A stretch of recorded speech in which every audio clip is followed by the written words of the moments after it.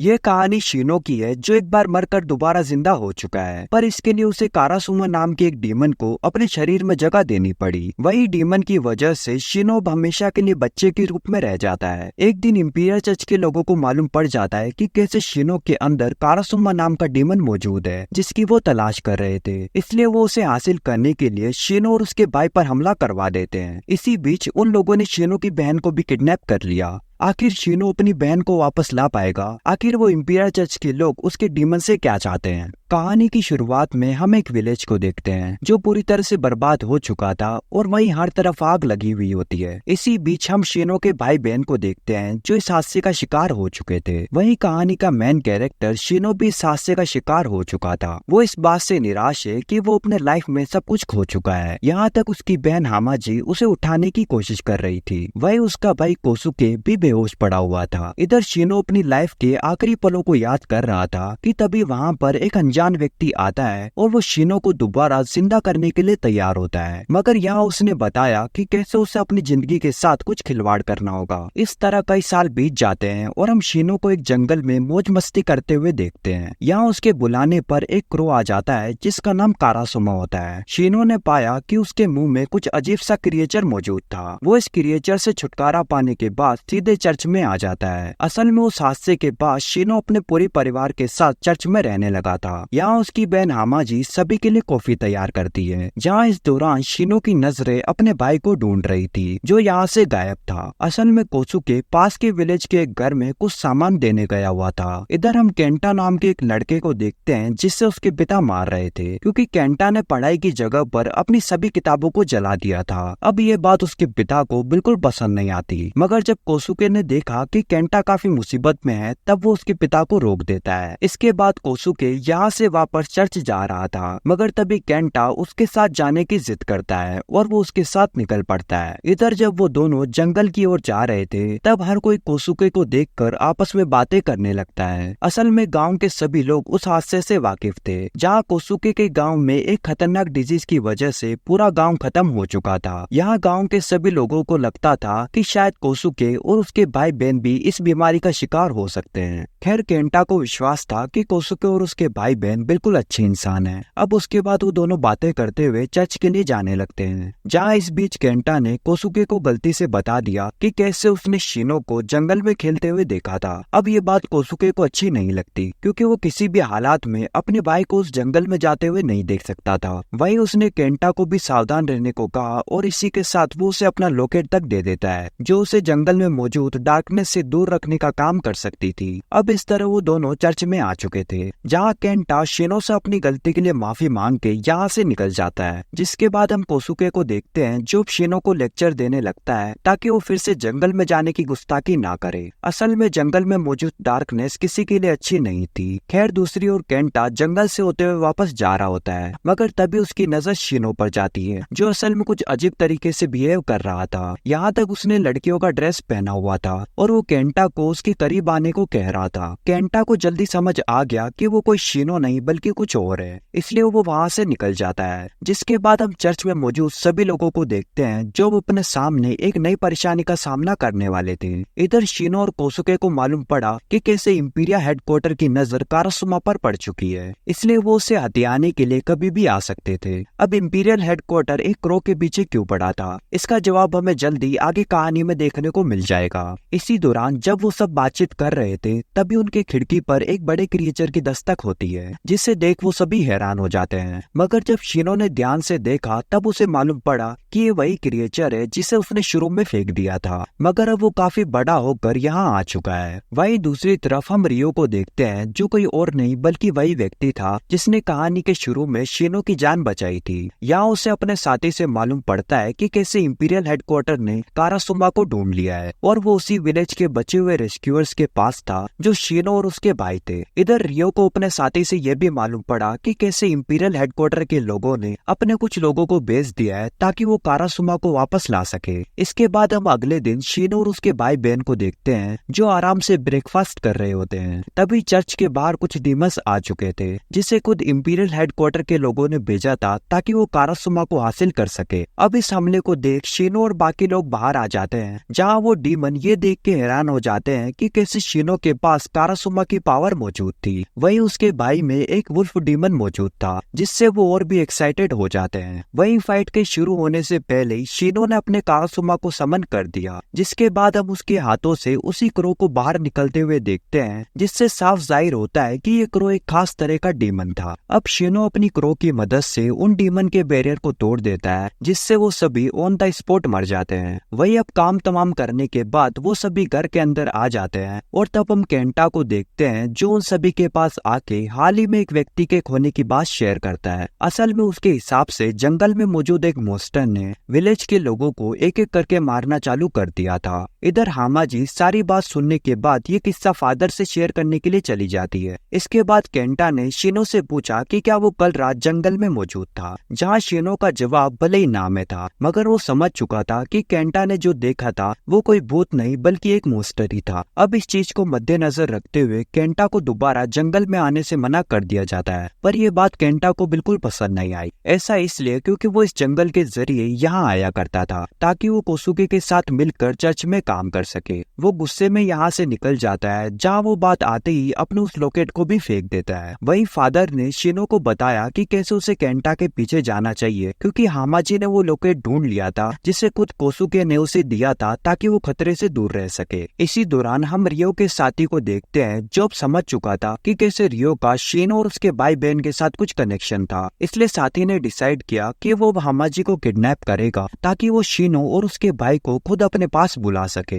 इधर इसके बाद हम कोसुके को देखते हैं जिससे हामाजी से उस लॉकेट के बारे में मालूम पड़ता है और इसी तरह कोसुके समझ जाता है कि कैसे केंटा बिना लॉकेट के जंगल में जाके खुद के पैर पर ही कुल्हाड़ी मार चुका है। वो अगले ही पल उन दोनों को ढूंढने निकल जाता है, जहाँ दूसरी ओर हम शिनो को देखते हैं जो केंटा को ढूंढ चुका था, मगर वो ये देख के हैरान था कि वो एक बड़े से जाल में फंसा हुआ था और उसके सामने ठीक उसी की तरह दिखने वाली आत्मा मौजूद थी। अब यहाँ वो आत्मा एक बड़े से मॉन्स्टर में तब्दील हो जाती है, जहाँ वो उन दोनों पर हमला कर देती है, मगर तभी हम कोसुके को देखते हैं जो अब एक वुल्फ में बदल चुका था और वो यहाँ आते ही उस मॉन्स्टर पर वार करके उसे घायल कर देता है। इस तरह शिनो और केंटा की जान बच जाती है और तब वो सभी साथ में चर्च की ओर आ जाते हैं। इधर वापस आने पर उन्हें एक बड़ी न्यूज के बारे में मालूम पड़ता है। असल में इंपीरियल हेडक्वार्टर के लोगों ने उसकी बहन को किडनैप कर दिया था और अगर उन्हें उसे बचाना था तब उनके पास शहर जाने के अलावा और कोई चारा नहीं बचा था। अब वो दोनों भाई शहर जाने के लिए तैयार थे, मगर उनके जाने से पहले फादर ने बताया कि जिन लोगों से वो फाइट करने जा रहे हैं वो असल में इंपीरियल हेडक्वार्टर के लोग हैं, जिनके अंडर में 4 सेक्रेट बीस्ट गॉड मौजूद है। वो उन गॉड को अपने अंडर में इसलिए रखे हुए थे ताकि वो उन्हें अपने कंट्रोल में करके खुद को पावरफुल बना सके। इसके बाद शिनो और उसका भाई अपनी बहन की तलाश में निकल पड़ते हैं। इसी के साथ हम हामाजी को देखते हैं जो रियो के साथी ओसाके के साथ में होती है। इधर हैरानी की बात ये थी कि ओसाके ने भले ही उसे किडनैप किया हुआ था, मगर वो हामाजी को एक गेस्ट की तरह ट्रीट कर रहा था। यहाँ तक वो उसके सभी रिक्वेस्ट को पूरा कर रहा था जिसकी वो डिमांड कर रही थी। इसके बाद उन दोनों में बातें होने लगी और तब ओसाके ने हामाजी से पूछा कि जब वो एक अडॉप्टेड लड़की है तब वो अपने सौतेले भाइयों के साथ खुश रह पाती है, जिसपे हामाजी का कहना था कि उसके दोनों भाई उसका एक छोटी बहन की तरह ख्याल रखते हैं, इसलिए उसे विश्वास है कि चाहे कुछ भी हो जाए मगर वो उसे बचाने के लिए जरूर आएंगे। वही कुछ समय बाद वो दोनों भाई शहर तक पहुंच जाते हैं, जहां उनकी मुलाकात इंपीरियल हेडक्वार्टर के भेजे हुए कुछ लोगों से होती है। यहाँ वो उन दोनों भाई को अपने साथ लीडर के पास ले जाने वाले थे, मगर कोसुके ने उनके साथ जाने से मना कर दिया। असल में उसका मानना था कि वो अपने सामान को चेक इन करने के बाद उनके लीडर से मिलने का काम करेंगे। अब यहाँ वो लोग उन पे जोर जबरदस्ती करने की सोच ही रहे थे कि तभी वहाँ पर खुद रियो आ जाता है और वो बाकी लोगों को यहाँ से जाने के लिए कह देता है। इधर शिनो की नजर जैसे ही रियो पर जाती है तब वो हैरान होता है, पर नोटिस करने वाली बात ये थी कि कोसुके को बिल्कुल अंदाजा नहीं था कि आखिर शिनो इस व्यक्ति को कैसे जानता है। इधर इसके बाद रियो उन दोनों को उनके रूम तक छोड़कर जाने लगता है और साथ में उन्हें रिवील करता है कि उनकी बहन बिल्कुल ठीक है और वो बाद में उनसे मिल सकता है। वही रियो के जाते ही शिनो अपने भाई को छोड़कर शहर में घूमने के लिए निकल जाता है। इसके बाद शिनो पूरे शहर को देख ही रहा होता है कि तभी कारासुमा आसपास की भीड़ देख के बिल्कुल भी खुश नहीं था। वही इसके बाद शिनो ने नोटिस किया कि अब वो खो चुका है। तब वो कारासुमा को वापस कोसुके के पास भेज देता है ताकि वो उसे ढूंढ सके। यहाँ ये करने के बाद शिनो आगे जा रहा था, मगर तभी उसके ऊपर कामुगी नाम का एक व्यक्ति गिर जाता है। असल में कामुगी बगल के श्राइन में जबरदस्ती घुसने की कोशिश कर रहा था ताकि वो अंदर से अपने ब्रदर इन लो को रिहा करवा सके। अब उसकी ये बात सुनने के बाद श्राइन के लोग मना कर देते हैं क्योंकि वो किसी इंसान को नहीं बल्कि डीमन को कैद करते हैं। वही उसके ब्रदर इन लो की बात करे, वो अब एक इंसान के बजाय डीमन बन चुका है, इसलिए वो चाहकर भी उस डीमन को रिहा नहीं कर सकते। वही जब श्राइन के लोग उसको धक्का मारकर भेज रहे थे तभी वहाँ पर कामुगी के पिता आ जाते हैं और वो श्राइन वालों से माफी मांग के यहाँ से निकल जाते हैं। इधर इसी के साथ पिता ने शिनो को देखा जो जमीन की ओर पड़ा हुआ था और उन्हें उसकी ज्यादा फिक्र हो रही थी। इससे कामुगी का ध्यान उसके ऊपर जाता है और वो उसके शरीर पर निशान को देख के काफी हैरान होता है। वहीं कुछ देर बाद हम उन दोनों को रेस्टोरेंट में देखते हैं जहाँ कामुगी उसे सभी चीजें खाने को दे रहा था ताकि वो इसके जरिए शिनो से कुछ सवाल कर सके। इधर जब तक कामुगी कुछ जानकारी हासिल कर पाता तब तक वहाँ पर कारासुमा आ जाता है। इसे देख के कामुगी हैरान होता है। उसकी हैरानी तब बढ़ जाती है जब वहाँ पर कोसुकी अपने वुल्फ फॉर्म में आ जाता है। अब कामुगी को समझ नहीं आ रहा था कि आखिर एक बच्चे के साथ दो जानवर क्या कर रहे थे। वहीं रात के समय हम सिरन नाम के एक मोंग को देखते हैं जो श्राइन के हेड के सामने मौजूद है। इधर हेड इस बात से गुस्सा था कि जब गेनपाची में कोई भी इविल डीमन मौजूद नहीं है तब उन्होंने उसे कैद क्यों किया हुआ है। अब इस पर जवाब देते हुए सिरन ने बताया कि अगर वो गेनपाची को इस तरह रिहा करते हैं तब इंसानों के लिए बिल्कुल भी ठीक साबित नहीं होगा, इसलिए वो कैसे भी करके हेड को उसे कैद करने के लिए मना लेता है। इस तरह अगली सुबह आती है जहां हम कोसुके को नींद से उठते ही किचन के लिए जाते हुए देखते हैं। इस बीच हम शिनो को देखते हैं जो नींद से उठाई था कि तभी उसके सामने एक बड़ा सा वुल्फ आ जाता है। वो उसे देख के बुरी तरह से हैरान हो जाता है, मगर बाद में उसे मालूम पड़ता है कि वो रियो का सेक्रेट बीस्ट था। यहाँ अगले ही पल रियो और शिनो आमने सामने होते हैं, जहाँ रियो ये देख के हैरान था कि शिनो उसे इतने सालों बाद भी पहचान चुका था, मगर उसे ये समझ नहीं आ रहा था कि आखिर कोसुके उसे क्यों नहीं पहचान पा रहा। इस पे शिनो ने बताया कि कैसे कोसुके उस हादसे की सभी यादों को भूल चुका है, इसलिए वो रियो को नहीं पहचान पा रहा। खैर यहाँ अब इसी के साथ रियो ने मुद्दे की बात छेड़ दी और उसने शिनो को बताया कि कैसे उसने जो सोर्ड कारासुमा को यूज करने के लिए दिया था, जिसकी वजह से शिनो की एज एक नंबर पर आकर रुक चुकी थी। यहाँ तक कि रियो ने बताया कि कैसे उसके अंदर मौजूद कारासुमा उसे जल्दी अंदर से खोखला करना चालू कर देगी और उसकी मौत हो जाएगी। एक तरह से रियो उसे आने वाले खतरे से सावधान करना चाहता था, मगर शिनो को इस चीज से बिल्कुल फर्क नहीं पड़ता। इस तरह जब वो दोनों एक दूसरे के सामने खुद के बीच को शोकेस कर रहे थे तभी वहाँ पर कोसुके आ जाता है और उनकी ये फाइट बीच में ही रुक जाती है। इसके बाद वो सभी साथ में बात करने लगते हैं और इस दौरान शिनो रियो की बेइज्जती करने से यहाँ से निकल जाता है, जिसके बाद कोसुके खुद रियो से बात करके ये जानना चाहता था कि आखिर वो उसे कैसे जानता है, जिसपे उसे कोई जवाब नहीं मिलता। इसके बाद हम कोमुगी को देखते हैं जो अपने पिता के साथ मौजूद था। यहाँ हमें मालूम पड़ता है कि आखिर वो किस तरह अपनी बहन नुई के लिए गेनपाची को रिलीज करवाना चाहता है। इधर पिता अब खुद चर्च में जाके गेनपाची के लिए रिक्वेस्ट करने का सोच चुके थे और इसलिए वो कामुगी को बिल्कुल शांत होने को कह देते हैं। इसके बाद हम फिर से हामाजी को देखते हैं जो ओसाके के साथ मौजूद थी और इधर बातों ही बातों में हामाजी को मालूम पड़ता है कि कैसे ओसाके के माता पिता आउटसाइड वर्ल्ड में मौजूद है, इसलिए वो उससे ना मिल पाने के कारण काफी अकेला रहता है। इधर कहीं ना कहीं ओसाके के दिल में यह था कि अब हामाजी उसी के साथ यहाँ पर रहे, मगर उसके लिए उसे हामाजी की परमिशन चाहिए थी। खैर इतने में वहाँ पर शिनो कोसुके आ चुके थे, जिनकी आने की खबर सुनते ही वो अपने भाइयों से मिलने चली जाती है। वहीं जब शिनो ने अपनी बहन को देखा तब वो उसे गले से लगा लेता है और इसी के साथ उससे जानने की कोशिश करता है कि कहीं वुल्फ क्लैन के लोगों ने उसे परेशान तो नहीं किया, जिसपे हामाजी ने उसे बताया कि यहाँ पर उसे किसी भी तरह की मुसीबत नहीं झेलनी पड़ी, इसलिए उसे फिक्र करने की कोई जरूरत नहीं है। खैर कुछ देर बाद हम हामाजी को ओसाके के साथ शॉपिंग करते हुए देखते हैं। अब यहाँ ओसाके ऐसा इसलिए कर रहा था क्योंकि उसने पिछले कई दिनों से हामाजी को कैद कर रखा था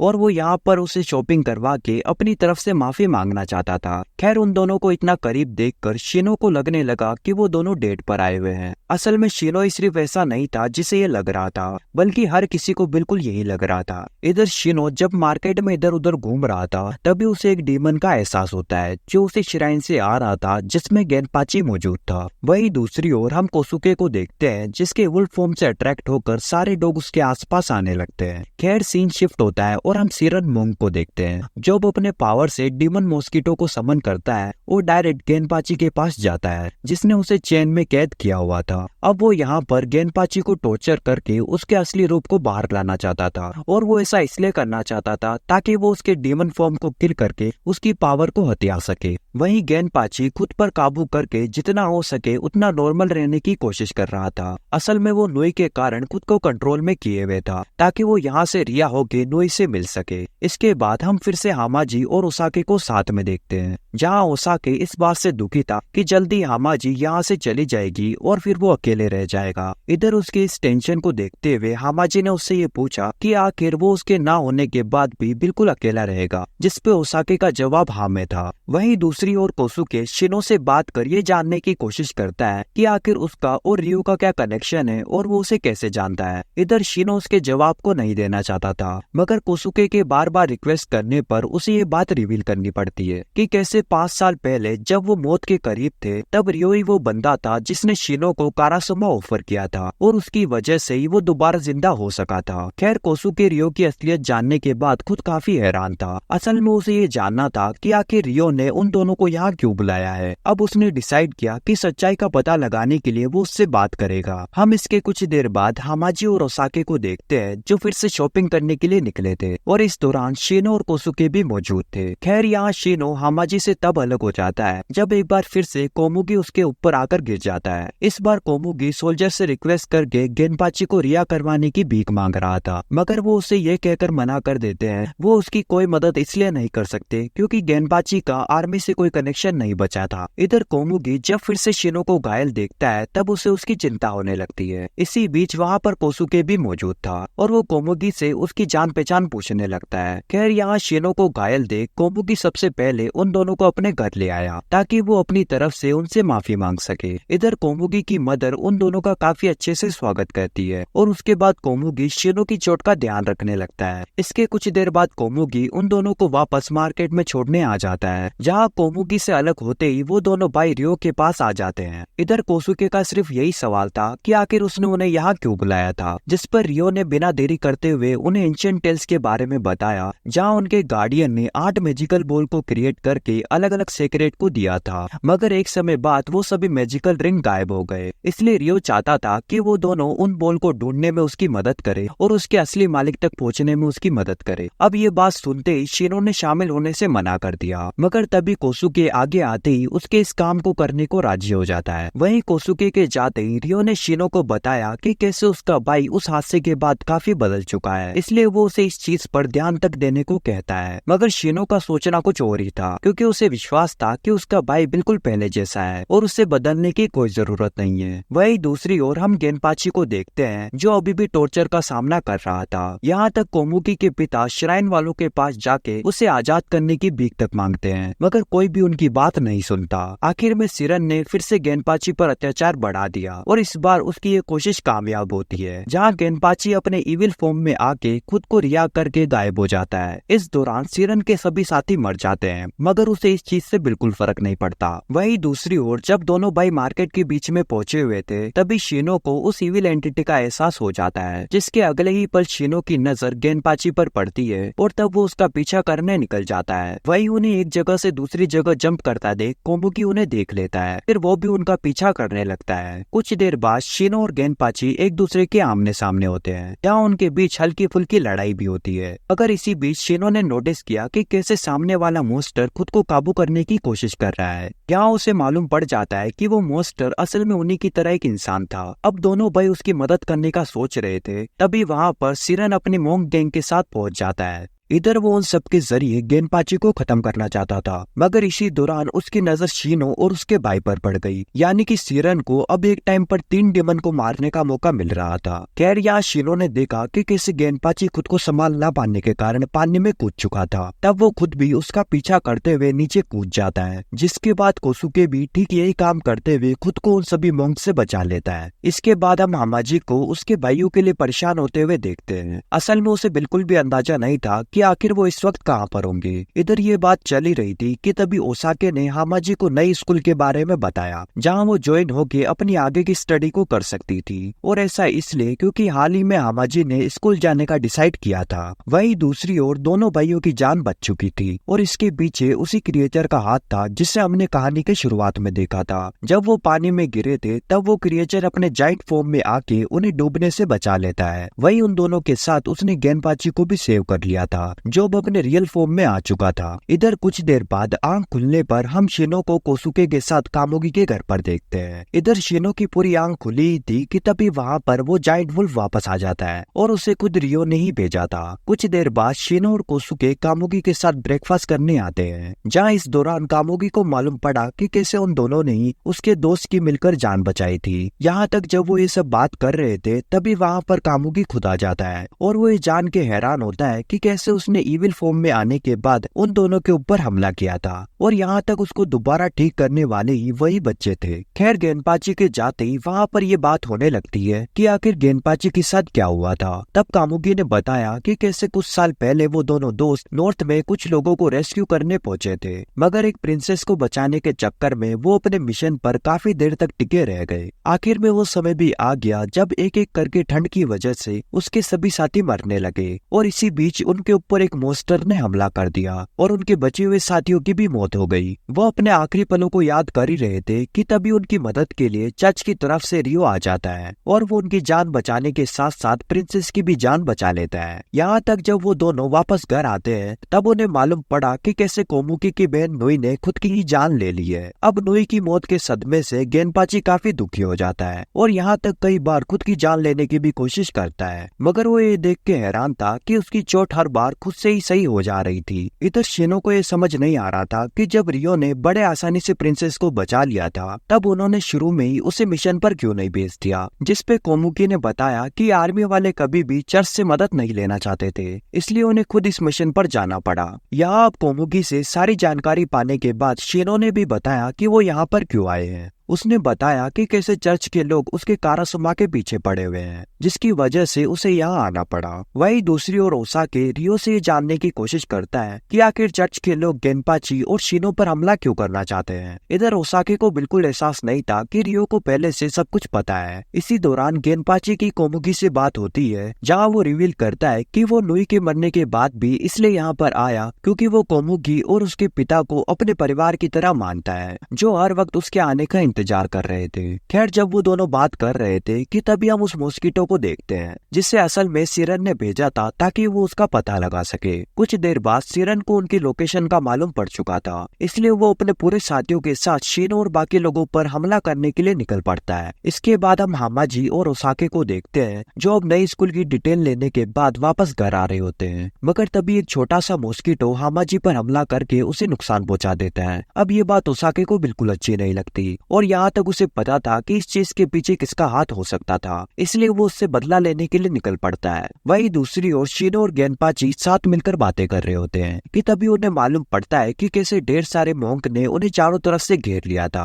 और यहाँ तक वो उनके घर पर आग भी लगा देते हैं। इधर अगले ही पल सिरन उन सभी के सामने आ जाता है और वह आते ही गेनपाची को एक ऐसी बात बताता है जिससे वो फिर से इविल में बदल जाता है। उसने बताया कि कैसे नोई खुद नहीं चाहती थी कि गेनपाची कभी भी जंग से वापस आए, और ऐसा इसलिए क्योंकि वो भले ही उससे शादी करने वाली थी मगर जंग के दौरान वो किसी और से प्रेग्नेंट हो चुकी थी। जब उसे मालूम पड़ा कि गेनपाची जिंदा है और वो वापस आने वाला है तब उसे खुद पर रिग्रेट हुआ और उसने अपनी जान ले ली। वोम के कारण गेनपाची फिर से इविल बन चुका था, मगर इस बार वो गुस्से में सिरन पर ही हमला कर देता है, जिसके बाद वो अपनी जान बचा के यहाँ से भागने लगता है। मगर तभी उसके सामने ओसाके आ जाता है और वो यहाँ पर हामाजी का बदला लेने आया था। यहाँ उन दोनों की बातों से हमें ये भी मालूम पड़ता है कि सिरन और ओसाके असल में भाई थे, मगर ओसाके अपने खून के रिश्ते को बुलाते हुए अपने भाई को उसके किए की सजा सुना देता है। वहीं आग की वजह से काफी दिक्कत होने लगी थी, इसलिए शिनो ने कारासुमा के इस्तेमाल से बारिश को समन कर दिया, जिससे वो आग पल भर में ही बुझ गई। और उसके कुछ देर बाद हम गेनपाची को देखते हैं जो अब अपने रियल फॉर्म में वापस आ चुका था।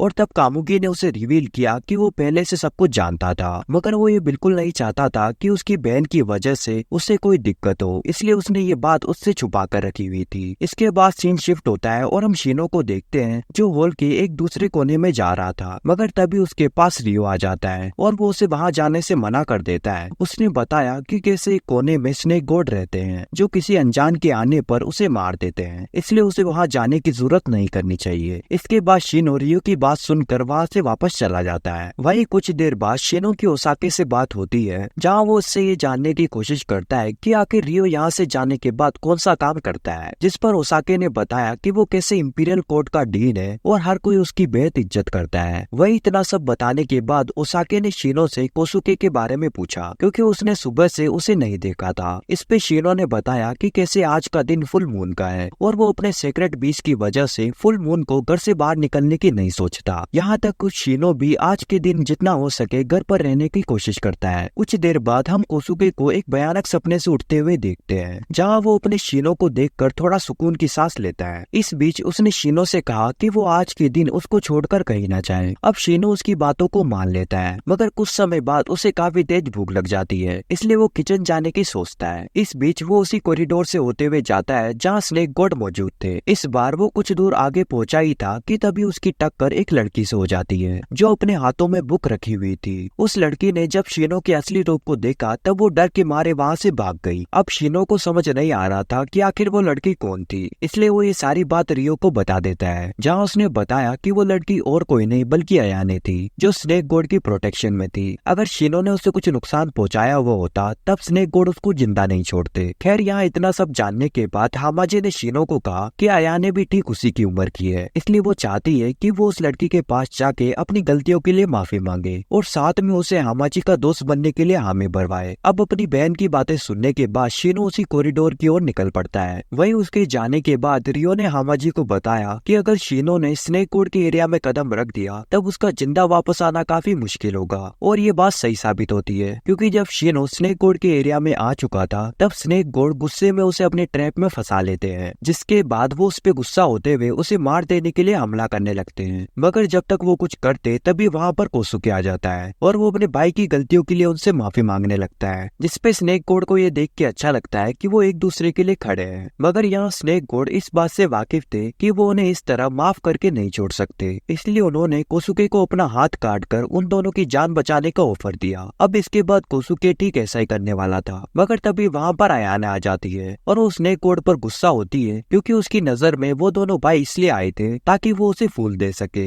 मगर वो उनका हाथ लेके गेस्ट का मजाक उड़ा रही थी। इस तरह भले ही अयाने गुस्सा हो चुकी थी, मगर उसने उन दोनों भाई की जान बचा ली थी। कुछ देर बाद जब शीनो की नजर अयाने पर जाती है तब वो उसे अपनी बहन के बारे में बताता है जो उससे दोस्ती करना चाहती थी। कहीं ना कहीं दोस्ती का नाम सुनकर अयाने भी काफी खुश होती है और अगले ही पल हामाजी के साथ चाय पीने लगती है। इस दौरान उन दोनों को अच्छे से बात करता देख स्नेक गॉड को भी लगने लगा कि वो अब तक अयाने को अपनी प्रोटेक्शन में छुपाकर काफी गलत कर रही थी। वहीं इधर हामाजी ने अयाने को उसके साथ फायरवर्क देखने के लिए इनवाइट किया, जहां अयाने इस चीज में शामिल होना चाहती थी, मगर उसे अपने गार्डियन गॉड को लेकर डर था। आखिर में हामाजी ने शीनो को स्नेक गॉड से इस बारे में बात करने के लिए कहा और अगले ही पल हम शीनो को देखते हैं जिसे खुद स्नेक गॉड ने बुलाया था और यहाँ वो उससे रिवील करते हैं कि कैसे वो पिछले कई सालों से अयाने की देखभाल करती आ रही है, मगर अब वो समय के साथ काफी बूढ़ी हो चुकी है, इसलिए वो ये डिसाइड नहीं कर पा रही कि आखिर अयाने का ख्याल कौन रखेगा। इतने में हम अयाने को देखते हैं जो चुपके से उनकी बातें सुन रही थी। वो खुद बाहर आके अपने गार्डियन को विश्वास दिलाती है कि वो अब काफी बड़ी हो चुकी है, इसलिए वो अपना ख्याल खुद रख सकती है। यहाँ तक उसे अपनी लाइफ में कुछ अच्छे दोस्त भी मिल चुके हैं जो उसकी फिक्र करते हैं। इसके बाद स्नेक गॉड अयाने के लिए काफी खुश होती है और इसके बाद हम अयाने को देखते हैं जो हामाजी और बाकी लोगों के साथ फेस्टिवल सेलिब्रेट कर रही थी, यानी कि स्नेक गॉड ने उसकी बातों को मान लिया था और वो उसे अपनी लाइफ को अपने हिसाब से जीने देने वाली थी।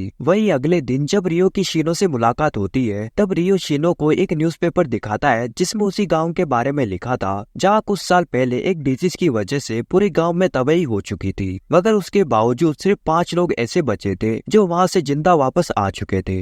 इधर शिनो को ये भी मालूम पड़ा कि वो डिजीज हूबहू उसी डिजीज की तरह थी जो उसके गांव में फैली थी। इस तरह इतना सब सुनने के बाद शिनो के दिमाग में उस गांव को विजिट करने का ख्याल आता है। वहीं दूसरी ओर हम कुछ म्यूजिशियन गर्ल्स को देखते हैं जो उसी गांव में एंटर करती है। उन सबके साथ एक लड़का भी मौजूद था जिसका नाम ओसाकेन होता है। अब यहाँ ओसाकेन की लाइफ में कुछ गलत हुआ था जिसकी जानकारी हमें आगे कहानी में देखने को मिलेगी। वहीं कुछ देर बाद कोसुके शिनो को ढूंढते हुए रियो के पास आता है और वो उससे अपने भाई के बारे में जानकारी लेता है। इधर रियो को समझ आ गया कि शायद वो उसी विलेज के लिए निकल गया होगा, इसलिए कोसुके को सारी बात बता देता है और जल्दी उसे वापस लाने को कहता है, वरना उसकी जिंदगी को खतरा हो सकता था। वहीं दूसरी तरह रियो का सोचना सही था क्योंकि शिनो उस गांव के लिए निकल चुका था और वो बीच में जंगल से होते हुए जाने लगता है। वो कुछ दूर आगे पहुंचा ही था कि तभी उसके पैर फिसल जाते हैं और वो नीचे आके बेहोश हो जाता है। कुछ देर बाद जब उसकी आंख खुलती है तब वो अपने हालात को देखकर हैरान होता है, मगर उसे सबसे ज्यादा हैरानी इस बात की हुई कि कैसे उसने अपनी बाइक की सोल को गायब कर दिया था।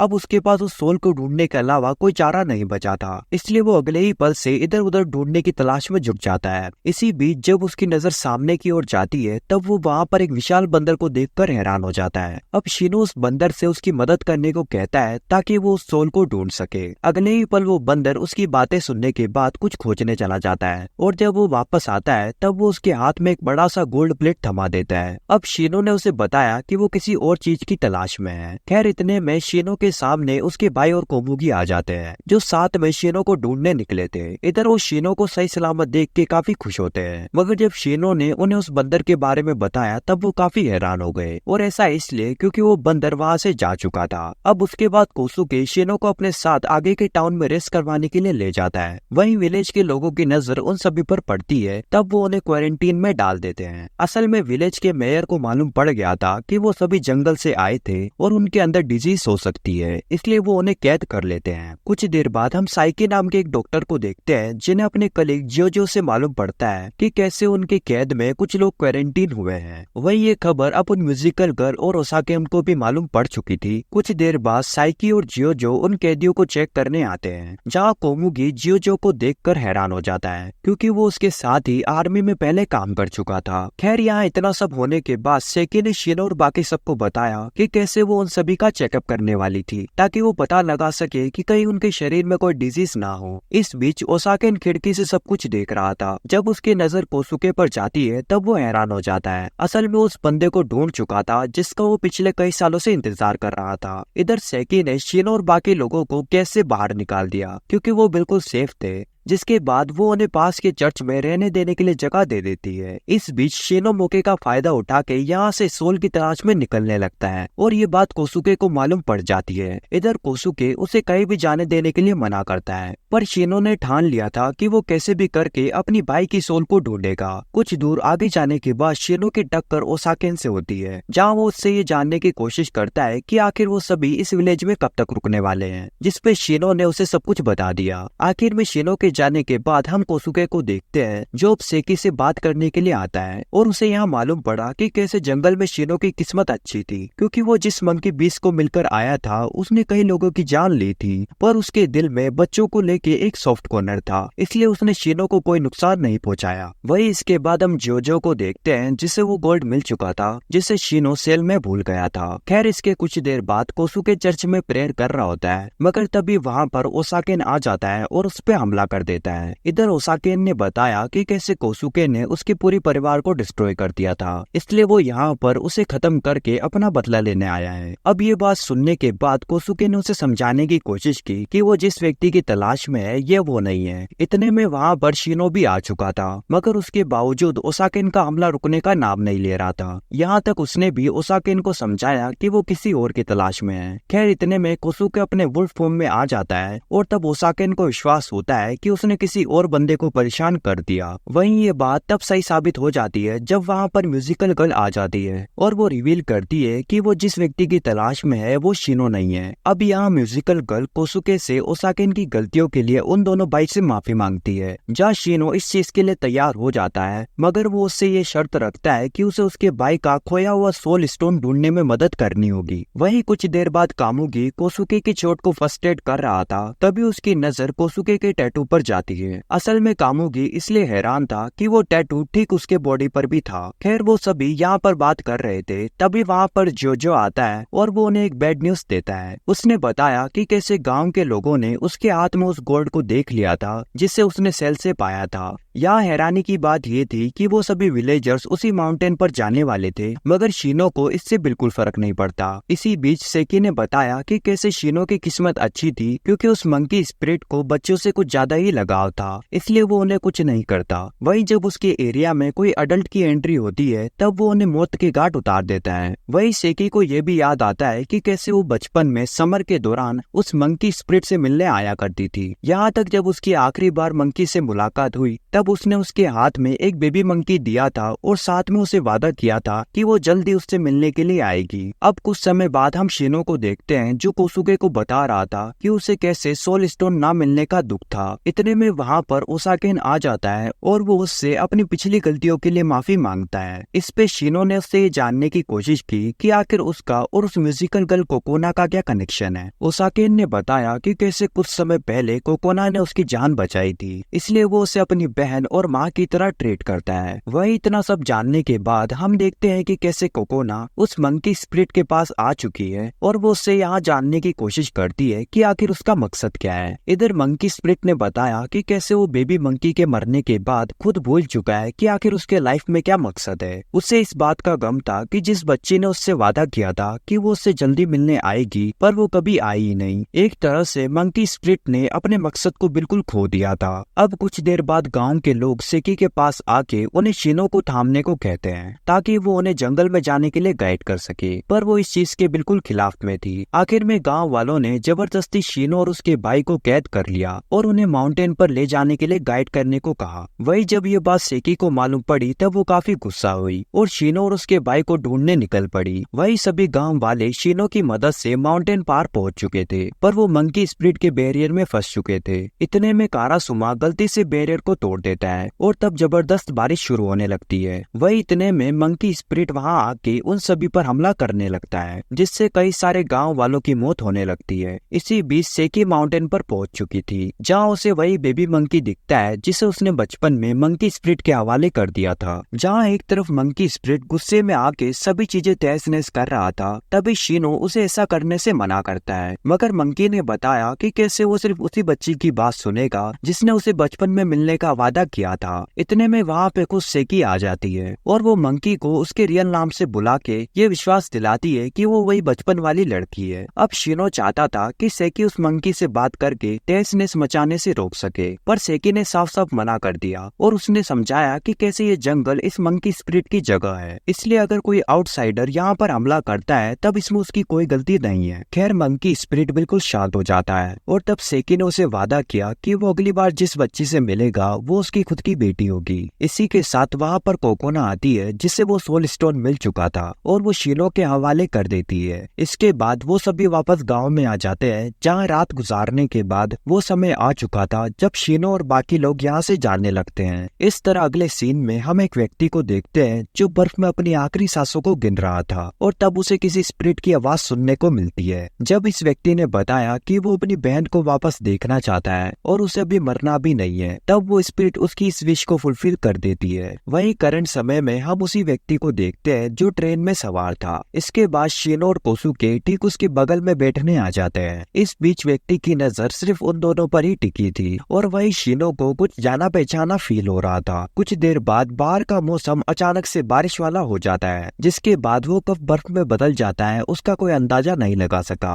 खैर इस बीच कोसुके बाहर चाय लेने के लिए जा चुका था, जहाँ उसके जाने के बाद एक ड्रंक मैन उनके बगल में आके बैठने की जिद करता है। यहाँ तक वो शीनो पर गुस्सा दिखने की कोशिश करता है, पर वो उस ड्रंक मैन को किनारे फेंक देता है। तब तक वहाँ पर कोसुके भी आ जाता है और वो उस ड्रंक मैन को आईबुल मॉन्स्टर के जरिए बाहर ही फंसा देता है। इधर वो व्यक्ति इन सब चीजों को देखकर पूरी तरह हैरान था और वो एक तरह से उन दोनों से डर चुका था। खैर उसके बाद अगला स्टॉप आता है, जहाँ एक प्रिस्ट उस ट्रेन में सवार हो चुका था, पर वो अंदर आते ही कुछ स्पिरिट को महसूस कर लेता है, जिसके बाद वो उसे ढूंढने के लिए निकल पड़ता है। कुछ देर बाद वो प्रिस्ट घूमते फिरते उनके कैबिन के बाहर आ जाता है। अब वो अंदर से आ रहे स्नो फीलिंग को देखकर समझ जाता है कि उसके अंदर कोई स्पिरिट मौजूद है। वो अंदर आते ही 3 स्पिरिट को देखकर हैरान हो जाता है। इस बीच उस उस व्यक्ति से प्रिंसेस स्प्रिट बाहर निकल के आ जाती है और वो उस प्रिस्ट को घायल करके अपने स्नो में कैद कर लेती है। इस तरह शिनो की नजर जब स्नो प्रिंसेस पर जाती है तब वो हैरान हो जाता है और वही स्नो प्रिंसेस उसके करीब आके उसके सर पर किस कर देती है। यहाँ वो व्यक्ति ये जान के हैरान होता है कि शिनो और प्रिंसेस पहले से एक दूसरे को जानते थे। असल में जब शिनो जंगल में जाया करता था तब वो प्रिंसेस उसके पास आके गाना गाया करती थी। खैर यहाँ वो व्यक्ति शिनो को रिवील करता है कि कैसे वो प्रिंसेस हमेशा उसके ऊपर चिपकी रहती है,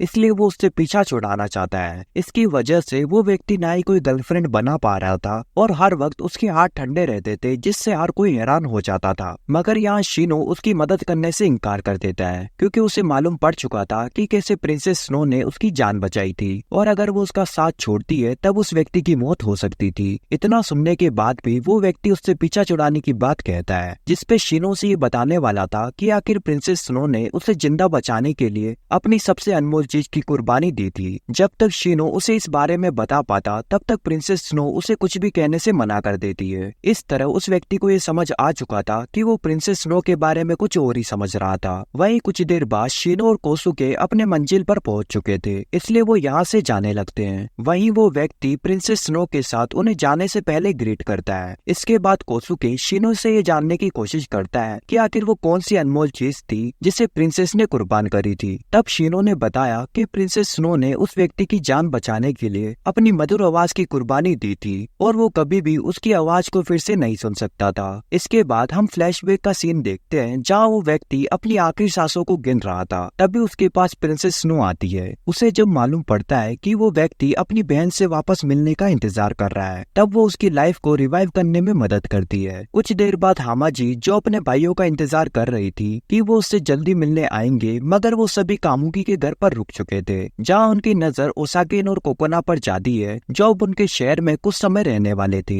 खैर इसके बाद हम हामाजी को देखते हैं जो अब अपने नए स्कूल को ढूंढ चुकी थी और वो ओसाके से छुटकारा पाने के बाद वहाँ पर मेडिकल स्टूडेंट बनने की तैयारी करना शुरू करना चाहती थी। वो मेडिकल की तैयारी इसलिए करना चाहती थी ताकि वो अपने भाई के इलाज में कुछ मदद कर सके। वही अगले दिन हामाजी के स्कूल जाने से पहले कोसुके उसे ढेर सारे केक दे देता है, जिसके बाद वो स्कूल के लिए निकल पड़ती है। वही जाने से पहले उसने कोसुके को बताया था कि वो शिनो से कुछ बुक उसके स्कूल में डिलीवर करवाना चाहती है। वो सभी हैरान थे क्योंकि हामाजी गर्ल स्कूल में जा रही थी जहाँ लड़कों का आना मना था, पर हामाजी जानती थी कि शिनो बिल्कुल उसके छोटे बहन की तरह दिखाई देता है, इसलिए उसके स्कूल आने से कोई दिक्कत नहीं होगी। इस तरह रात का समय आ चुका था जहाँ शिनो उन बुक के साथ हामाजी के स्कूल आ चुका था। वो बात अलग थी कि उसके साथ कोसुके भी मौजूद था, मगर वो खुद अंदर जाने के बजाय शिनो को बुक के साथ अंदर भेज देता है। इसी दौरान हम हामाजी को उसके नए रूममेट सुजू के साथ देखते हैं, जो जल्द ही कुछ समय में एक दूसरे के अच्छे दोस्त बन जाते हैं। इतने में हामाजी की नजर कारासुमा पर जाती है, जो उसके विंडो पर आके शिनो के बारे में बताता है, जो बाहर उसका इंतजार कर रहा था। इसके कुछ देर बाद हामाजी अपने भाई से मिलने चली जाती है, जिसके बाद शिनो वहाँ से जाने वाला था, मगर तभी बीच रास्ते में उसे कुछ अजीब सा महसूस होता है और वो एक अजीब सी चीज देखकर ट्रॉमेटाइज्ड हो जाता है। अगले दिन हर कोई ये देख के हैरान था कि कैसे शिनो कल के हादसे के बाद से बिल्कुल परेशान हो चुका है। वही जब उन लोगों ने उससे ये जानने की कोशिश करी कि आखिर उसने कल के दिन ऐसी क्या चीज देखी थी, तब वो उन्हें रिवील करता है कि कैसे उसने एक सॉफ्ट टॉय जैसा दिखने वाला गार्ड को देखा था। यहाँ तक शिनो जब उस गार्ड की फोटो बनाता है तब हर कोई उसे देखकर हंसने लगता है। साफ जाहिर था कि उन लोगों को इस बात पर बिल्कुल विश्वास नहीं था और वो उसका एक भ्रम बताने लगते हैं। इसके बाद हम हामाजी को उसके स्कूल में देखते हैं, जहाँ उसकी प्रेसिडेंट उसके पास आके कल रात के बारे में पूछने लगती है। असल में उसे मालूम पड़ चुका था कि कैसे हामाजी कल रात के वक्त डॉर्म से बाहर गई थी, जो स्कूल के रूल्स के खिलाफ था। इधर वो हामाजी को दोबारा इस तरह का काम करने से मना करके यहाँ से चली जाती है। वही दूसरी ओर ओसाकिन ने डिसाइड किया कि उन्हें दोबारा स्कूल में जाके ये चेक करना चाहिए कि आखिर वो कौन सी चीज थी जिसकी वजह से शिनो को अब तक सदमा लगा हुआ था। इसके बाद वो शिनो को अपने साथ शामिल होने को कहता है, मगर वो मना कर देता है। पर जब ओसाकिन ने उसे बताया कि कैसे अगर वो सही टाइम पर उस डेमन का सामना नहीं करते तब उसकी बहन को भी कुछ खतरा हो सकता है। इस तरह अपनी बहन की फिक्र करते हुए शिनो भी उनके साथ जाने के लिए तैयार हो जाता है। वही रात के वक्त जब वो तीनों उस जगह पर पहुंचते हैं तब उनकी उसी डेमन के साथ मुलाकात होती है, जो हूबहू सॉफ्ट टॉय की तरह दिख रहा था, और तब जाके उन सभी को शिनो की बातों पर विश्वास होता है। वही इस मॉन्स्टर ने उन्हें बताया कि कैसे वो ग्राउंड में स्कूल के रूल्स के खिलाफ गए, इसलिए वो उन्हें पनिशमेंट देगा। इसके बाद ओसाकेन यहाँ से जाने लगता है और तब शिनो को उस पे गुस्सा आता है क्योंकि वही था जिसने उसे यहाँ लाया था, मगर अब वो यहाँ से भाग रहा था। इतने में वो मॉन्स्टर उन सभी पर हमला करने लगता है, पर तभी कोसुके उस डीमन के सामने आके उन दोनों के लिए माफी मांगने लगता है और इसके बाद उसने खुद को रियल फॉर्म में लाने के बाद डीमन को बताया कि कैसे वो यहाँ पर खतरा चेक करने आए थे, मगर अब उन्हें विश्वास हो चुका था कि वो इस जगह का गार्ड है और वो उनकी बहन का अच्छे से ख्याल रख रहा होता है। अब अगले सीन में हम शिनो की बहन को देखते हैं जो अब अपनी क्लास की उन्हीं लड़कियों से मिलती है और उन्हें अपने रूममेट के बारे में बताती है। इधर वो लड़कियां उसके रूममेट के बारे में सुनकर थोड़ा हैरान होती है क्योंकि उन्होंने उसके लिए एक अकेले का रूम बनाया था, न कि उसके किसी रूममेट के साथ। यहाँ उससे कुछ भी समझ नहीं आ रहा था, इसलिए वो फटाक से अपने कमरे में रूममेट से मिलने चली जाती है, जहाँ उसे रूममेट के बजाय सॉफ्ट टॉय दिखता है, हूबहू उसी डीमन की तरह। यानी कि जो डीमन बाहर स्कूल की देखभाल कर रहा था वो असल में उसका रूममेट भी बना था। खैर अब अगले सीन में हम शिनो को चर्च में देखते हैं, जहाँ उसे कुछ साटोमी ने यहाँ भेजा था ताकि वो सोसुके के साथ यहाँ पर मौजूद रह सके। अब इस बीच हम देखते हैं कि चर्च में सभी लोग किसी न किसी इलनेस से गुजर रहे थे और सोसुके उन सभी के लिए प्रेयर कर रहा था। अब इस बीच शिनो के पास एक लेडी आती है जो उसके बगल में आके बैठ जाती है। कुछ ही पल में उन दोनों के बीच में एक अच्छी बॉन्डिंग बन जाती है और यहाँ शिनो उसे जाते वक्त एक लॉकेट दे देता है ताकि वो उसकी बीमारी जल्दी से ठीक हो जाए। वही शिनो की इस नादानी ने उस लड़की के दिल में छोटी सी जगह बना दी थी। और उसके बाद अगला दिन आता है जहाँ ओसाकेन मार्केट से होते हुए जा रहा था, मगर तभी उसकी नजर उसी व्यक्ति पर पड़ती है जिसने उसके घर वालों को मौत के घाट उतारा था। अब वो अगले ही पल उस लड़के का पीछा करने लगता है, मगर तभी उसके सामने गेंदपाची आ जाता है जिसकी वजह से वो अनजान व्यक्ति उसकी नजर से गायब हो जाता है। खैर यहाँ हम ये भी देखते हैं कि कैसे अब गेंदपाची फिर से मिलिट्री में शामिल हो चुका है। उसी रात वो औरत एक इन में बैठी हुई थी जहाँ हमें उसका नाम मालूम पड़ता है। इस लेडी का नाम कोहुके होता है जो इस इन में प्लेजर का काम करती है। इधर वो सबसे फेमस थी क्योंकि उसकी आंखें और उसे काफी अलग थी।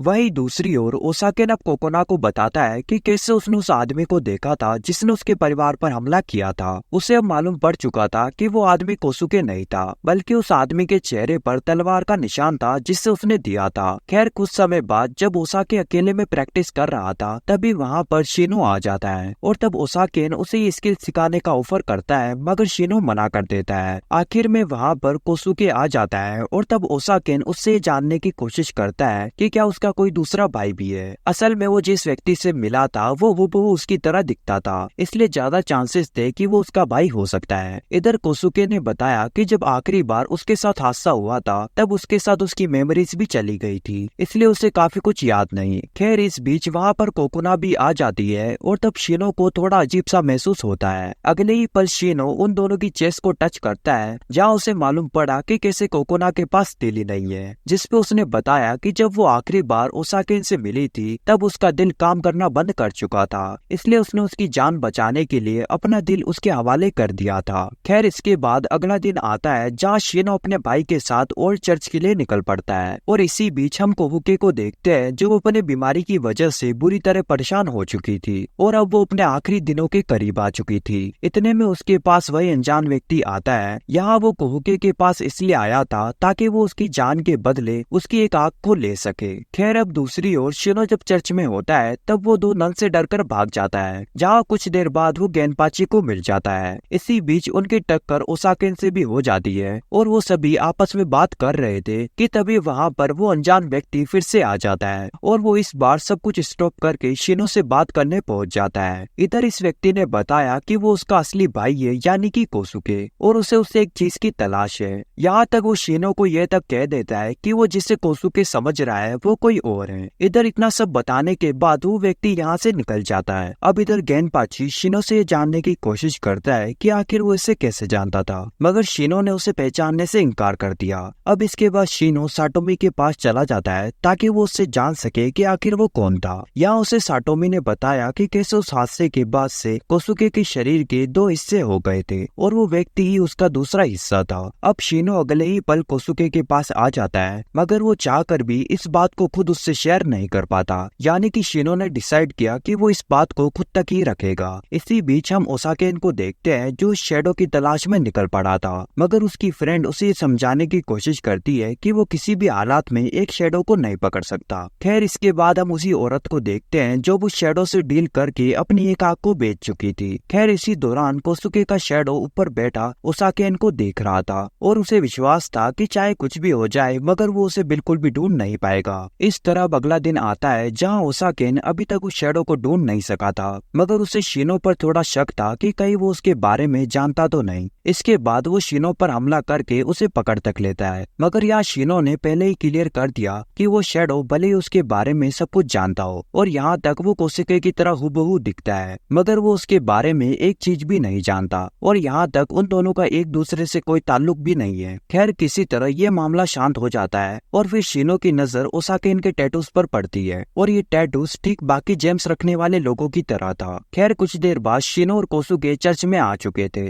जहाँ कोसुके अपने रिपेयर के काम में लग गया था, मगर इसी बीच काओकू की नजर शिनो पर पड़ती है और वो आपस में बात करने लगते हैं। अब इधर बातों ही बातों में शिनो ने उसके परिवार के बारे में पूछ लिया, जहाँ कोहुकू ने उसे अब सारी सच्चाई बताने का सोच लिया। उसने सबसे पहले बताया कि वो किस तरह का काम करती थी और उसे यहाँ पर जबरन लाया गया था और यहाँ तक उसका परिवार अभी तक उसके वापस आने का इंतजार कर रहा है। जब ये सब बातें चल रही थी तब दो नन वहाँ पर मौजूद थी और उसे पता था कि काओकू उसे जो कुछ बता रही थी वो बिल्कुल झूठ था। इसलिए वो काओकू के जाने के बाद शिनो को सारी बात बता देती है कि कैसे वो उसे सब कुछ झूठ बोल रही थी, क्योंकि उसके परिवार को मरे हुए काफी साल बीत चुके थे। असल में कुछ साल पहले काओकू के विलेज पर कुछ डाकुओं ने हमला किया था और उन्होंने उसके परिवार को मारने के बाद उसे यहाँ ले आए थे। खैर अब कुछ देर बाद हम काओकू के फेवरेट कस्टमर को देखते हैं जो उससे मिलने के लिए आया हुआ था। ये कस्टमर असल में इसी इनका ओनर था और कहीं ना कहीं काओकू से काफी प्यार भी करता था।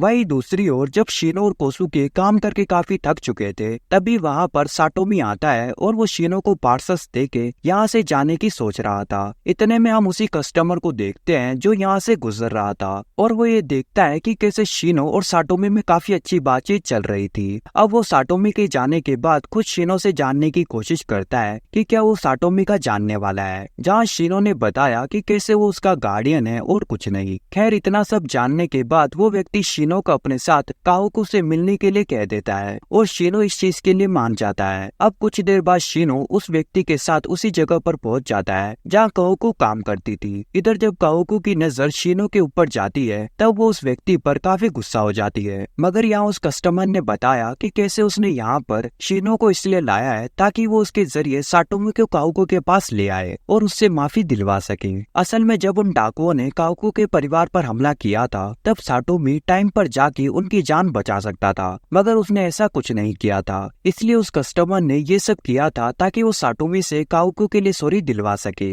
ये चीज काओकू को बिल्कुल पसंद नहीं आती, इसलिए वो शिनो को यहाँ से ले जाने का सोच लेती है, मगर इसी हाथापाई के बीच में एक गोली चल जाती है जो सीधे शिनो के गले में जाके लग जाती है। ये देखने के बाद काओकू काफी हैरान हो जाती है, पर यहाँ सबसे ज्यादा हैरानी की बात ये थी कि कारासुमा अब शिनो की बॉडी पार्ट को कवर कर लेता है और उसके बाद वो इस व्यक्ति को खुद खा जाता है। इतना सब होने के बाद भी शिनो की हालत काफी खराब थी और इतने में गेनपाची को यहाँ पर भेज दिया जाता है, जहाँ वो शिनो को इस हालत में देख के फटाक से ले जाने लगता है। वो बात अलग थी कि इतने में साटोमी को अपने स्पिरिट से शिनो के बारे में मालूम पड़ गया और वो अगले ही पल गेनपाची के सामने आ जाता है और यहाँ से वो शिनो को संभाल के शिनो के घर पर ले आता है। इसके बाद कोसुके को भी शिनो के बारे में मालूम पड़ जाता है और वो देखने के लिए यहाँ तक आ जाता है। इधर उन्होंने देखा कि कैसे शिनो की हालत काफी खराब थी और उसके पूरे शरीर पर कारासुमा ने कब्जा कर लिया था और यहाँ हैरानी की बात ये थी कि कारासुमा खुद शिनो की बॉडी को ठीक कर रहा था। इधर जब उन सभी को लगा कि शिनो के बचने के ना के बराबर चांस है तब शिनो अचानक से उठ जाता है और तब वो सबसे पहले अपना पेट भरने की सोच लेता है। इधर हैरानी की बात ये थी कि शिनो को इतना सब कुछ हुआ था मगर उसे चुटकी भर का डर नहीं था। ये चीज कोसुके को बिल्कुल पसंद नहीं आती, इसलिए वो उसे एक थप्पड़ मार के सही कर देता है। इसके बाद कोसुके गुस्से में यहाँ से निकल जाता है और फिर हम साटोमी को देखते हैं जो शिनो को रिवील करता है कि कैसे उसके स्पिरिट ने आसपास बाउंड्री बना ली है, इसलिए वो चाहकर भी यहाँ से बाहर नहीं जा सकता। खैर इसके बाद कोसुके चर्च में पहुंच जाता है जहाँ उसे काओकू दिखती है जो यहाँ पर पहले से मौजूद थी और वो शिनो के लिए प्रेयर कर रही थी। इधर कोसुके ने उसे बता दिया कि कैसे शिनो अब पहले से ठीक है और उसे ज्यादा परेशान होने की जरूरत नहीं है। इतना सुनने के बाद कोहुकू यहाँ से जाने लगती है और तभी वो दोनों नन उसके अंदर के ऑरा को फील कर लेते हैं। इधर उन्होंने कोसुके को बताया कि कैसे उसे काओकू से दूर रहने की जरूरत है, क्योंकि उसने अपनी सोल को काफी पहले ही बेच दिया है और वो जल्दी एक मॉन्स्टर बन जाएगी। खैर दूसरी ओर हम शिनो को देखते हैं जो काफी अकेले था और वो नहाने की कोशिश कर रहा था। इस बीच कारासुमा की भूख धीरे धीरे बढ़ती जा रही थी और इस तरह शिनो खुद से कंट्रोल खोने लगा था और उसका शरीर आग की तरह उबलने लगा। इतने में साटोमी को इस बारे में मालूम पड़ जाता है, इसलिए वो अपनी स्किल के जरिए शिनो को खुद से चिपका लेता है ताकि वो उसकी लाल एनर्जी को अपने अंदर समा सके। उसके इस तरह की कोशिश करने की वजह से शिनो खुद पर काबू तो कर लेता है, मगर साटोमी की हालत काफी नाजुक हो जाती है। खैर उसके बाद हम फिर से काओको को देखते हैं जिसकी अब काफी नाजुक हालत हो चुकी थी और अब वो सीधे अपने दोस्त के रूम पर चली जाती है। वो जब अपने दोस्त से बात करने के बाद कमरे में जाने वाली थी तभी उसकी हालत खराब होती है और वो नीचे गिर जाती है। इतने में जब उसकी दोस्त काओको को देखने आती है तब वो एक मॉन्स्टर में तब्दील हो जाती है और वो अपने दोस्त को ये मौत के घाट उतार देती है। इसके बाद हम साटोमी के कलीग को देखते हैं जो अब साटोमी से मिलने जा रहे थे, मगर वो उसे शिनो के साथ अलग तरीके से देख के हैरान होते हैं। या उन्होंने ये भी देखा कि कैसे शिनो अब एक 18 साल के बच्चे में तब्दील हो चुका था और ये चीज सभी को हैरान कर देती है। खैर इसी बीच हम काओको को भी देखते हैं जो अगले दिन होश में आ चुकी थी, मगर उसे जब रियलाइज होता है कि उसने अपने दोस्त के साथ क्या कर दिया तब वो काफी दुखी होती है। इधर दूसरी ओर गेनपाची को काओको की दोस्त की डेड बॉडी के बारे में खबर मिल चुकी थी और उसे ही आगे की जांच करनी थी। वो साटोमी के पास आ जाता है जहाँ वो उसे रिवील करता है कि कैसे दोस्त की मौत के पीछे काओको का हाथ हो सकता है, मगर वो खुद तब से गायब थी। इधर गेनपाची ने उसे यह भी रिवील किया कि कैसे काओको उसी विलेज में रहती है जहाँ कुछ साल पहले साटोमी मिशन के तौर पर गया था, मगर वो किसी को बचा नहीं सका। खैर इसके बाद कोबांगो की नजर शिनो की बॉडी पर जाती है और उसे समझ आ जाता है कि अगर गेनपाची ने उसे इस तरह देख लिया तब वो काफी एक्साइटेड हो जाएगा, इसलिए वो गेनपाची को यहाँ से ले जाने लगता है ताकि वो उसे शिनो से दूर रख सके। वही दूसरी ओर कोसुके चर्च में होता है जहाँ उसकी नजर काओको पर जाती है जो यहाँ पर शिनो से मिलने आई थी। यहाँ काओको के कपड़े पर ढेर सारे खून के धब्बे को देख के कोसुके को समझ आ गया कि काओको के साथ कुछ हुआ है। अब इतने में काओको ने बताया कि कैसे जब से वो शिनो से मिली है तब से वो अपने पुराने पास को याद करने लगी है जिससे वो काफी समय पहले भुला चुकी थी। इधर कोसुके को समझ आ गया कि शायद शिनो ने काओको के बेनिफिट्स के लिए उसकी इस विश को फुलफिल कर दिया होगा। खैर इतने में हम फिर से शिनो को देखते हैं जब काओको से मिलने की जिद करता है, मगर साटोमी उसे यहाँ से बाहर जाने से मना कर देता है क्योंकि शिनो की पावर किसी पर भी भारी पड़ सकती थी। इतने में शिनो ने बताया कि उसे इनकी बजाय चर्च में जाना है ताकि वो कोसुके के साथ टाइम स्पेंड कर सके। अब साटोमी इस चीज के लिए मान जाता है और इधर दूसरी ओर कोसुके जब काओको के पास जाने की कोशिश कर रहा था तब उसने देखा कि कैसे वो एक मॉन्स्टर में तब्दील होने लगती है। इतने में वहाँ पर साटोमी आ जाता है और वो काओको से पूछने लगता है कि आखिर उसकी ख्वाहिश क्या है। इस पे काओको को समझ आ गया कि उसका अब आखिरी पल आ चुका है, इसलिए वो साटोमी से पूछती है कि आखिर उसने उसके परिवार को क्यों नहीं बचाया था। जिसपे साटोमी ने बताया कि जब तक वो उन सभी को बचाने के लिए विलेज में पहुंचा था तब तक उन्हें डाकुओं ने मार दिया था। और यहाँ इतना सब सुनने के बाद काओको के आंखों से आंसू गिरने लग जाते हैं। खैर इतने में वहाँ पर शिनो आ जाता है जिसे एक अलग रूप में देख के कोसुको और कोहुको हैरान रह जाते हैं, पर यहाँ शिनो ने अपनी तलवार को बाहर निकाल के कोहुको को बताया कि कैसे वो उसे आज से आजाद करने वाला है। इसी के साथ शिनो ने ये भी बताया कि वो भले ही खुद को एक मॉन्स्टर की तरह समझ रही है मगर वो उसकी नजर में एक नेक दिल और अच्छी लड़की है और हमेशा रहेगी। इसके कुछ देर बाद शिनो और कोसुके पेड़ के नीचे बैठे हुए थे और यहाँ कोसुको चाहता था कि वो शिनो को हामाजी के पास ले जाए ताकि वो उसके नए रूप को देख सके, मगर यहाँ शिनो ने बताया कि कैसे वो फिलहाल के लिए आराम करना चाहता है। इतने में कोसुके उसके लिए टी लेने चले जाता है और जब वो वापस आता है तब वो शिनो को फिर से नॉर्मल रूप में देख के हैरान रह जाता है। खैर दूसरी ओर हम चर्च के एल्डर को देखते हैं जिन्हें शिनो की पावर के बारे में मालूम पड़ चुका था और अब वो साटोमी को अपनी मीटिंग में बुलाते हैं ताकि वो उसके जरिए शिनो को उसके पास बुला सके।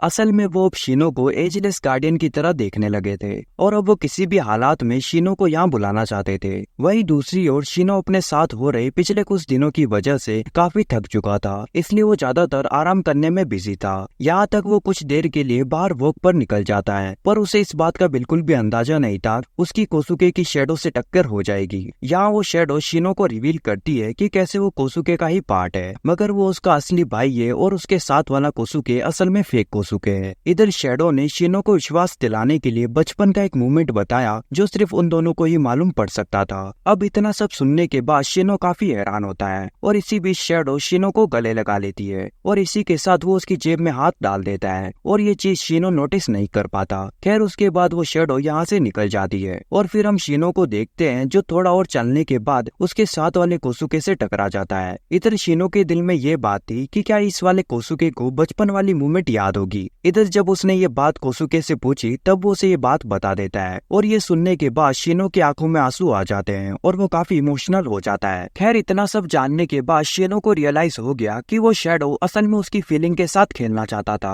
अब उसके बाद वो साथ में घर पहुंच जाते हैं जहाँ उनको मालूम पड़ता है कि कैसे कुछ लोग चर्च से यहाँ आए थे ताकि वो शिनो को अपने साथ ले जा सके, मगर वो उसे यहाँ नहीं मिला इसलिए वो वापस चले गए। इधर अब शिनो और कोसुके को समझ आ गया था कि ठीक पिछली बार की तरह अगर चर्च वालों को शिनो नहीं मिलता है तब वो उनकी बहन हामाजी को किडनैप कर लेंगे। मगर यहाँ दूसरी ओर हम हामाजी को देखते हैं जो पहले से चर्च हेडक्वार्टर में लाई जा चुकी थी। अब हैरानी की बात ये थी कि हामाजी के चर्च में होने वाली बात शिनो और कोसुके को मालूम पड़ चुकी थी, इसलिए वो अगले ही पल वहाँ पहुँच जाते हैं। इधर शिनो ने देखा कि कैसे चर्च के चारों तरफ बैरियर्स लगे हुए हैं, इसलिए शिनो कारासुमा के इस्तेमाल करके बैरियर को तोड़ देता है और इसी के साथ अंदर आ जाता है। इधर दूसरी ओर बैरियर के टूटने की वजह से शिनो के आने की खबर हामाजी को मालूम पड़ जाती है और यहाँ इसी के साथ उसे ये भी मालूम पड़ा कि कैसे चर्च में लिलित नाम की डिवाइन गर्ल थी जो चर्च में घुसने वाले लोगों को सबक सिखाने का काम करती थी। वहीं दूसरी ओर शिनो चर्च में घुस चुका था और यहाँ उसकी लिलित से टक्कर हो जाती है, पर यहाँ शिनो कैसे भी करके खुद को लिलित की कब्जे से बाहर निकालने में कामयाब होता है और उसके बाद वो सीधे बचते हुए सातोमी से टकरा जाता है। अब इधर सातोमी इस बात से हैरान था कि आखिर कैसे शिनो ने खुद को लिलित से बिना चोट खाए बचा लिया था और ये काफी बड़ी बात थी। इसके कुछ देर बाद लिलित सातोमी के पास आती है जहाँ वो उससे ये जानने की कोशिश करती है कि क्या उसने किसी बच्चे को देखा था, पर यहाँ सातोमी इससे साफ इनकार कर देता है और उसे रिवील कर देता है कि कैसे उसने किसी भी बच्चे को नहीं देखा है। अब इस तरह लिलित यहाँ से निकल जाती है और तब हमें मालूम पड़ता है कि कैसे सातोमी ने शिनो को अपने पास छुपा के रखा हुआ था। खैर इसी के साथ शिनो अब हामाजी को यहाँ से ले जाने में कामयाब हो जाता है। इस तरह अब रात का समय होता है जहाँ वो सभी लोग साथ मिलकर सोल बॉल को गिन रहे थे, मगर यहाँ शिनो ने देखा कि कैसे उसने अपने दोनों बॉल को खो दिए हैं। उसे अब रियलाइज होता है कि जब लास्ट टाइम शैडो ने उसे गले लगाया था तब उसी वक्त उसने उसके सोल बॉल को भी चुरा लिया होगा।